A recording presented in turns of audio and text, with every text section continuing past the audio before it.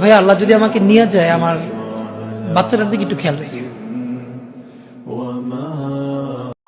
জমি এত বাড়ি আমি কি সহিতে পারি, বাঁশের দোলায় আমায় তুলে।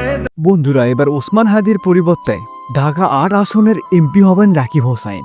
গতকাল প্রধান উপদেষ্টা ডক্টর মোহাম্মদ ইউনূসের সঙ্গে এই কথা বলে সিদ্ধান্ত নেন রাকিব হোসাইন। রাকিব হোসাইন বলেন, আমি ওসমান হাদি ভাইকে অনেক বেশি ভালোবাসতাম। ওসমান হাদি ভাই দেশের জন্য অনেক কিছু করেছেন।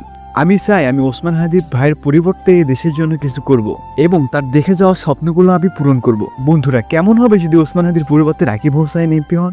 রাকিব হোসাইন হলো বর্তমান সময়ে বাংলাদেশের সবথেকে বড় একজন ইউটিউবার। তার ইউটিউব চ্যানেলে সাবস্ক্রাইবারের সংখ্যা প্রায় 22 মিলিয়নেরও বেশি।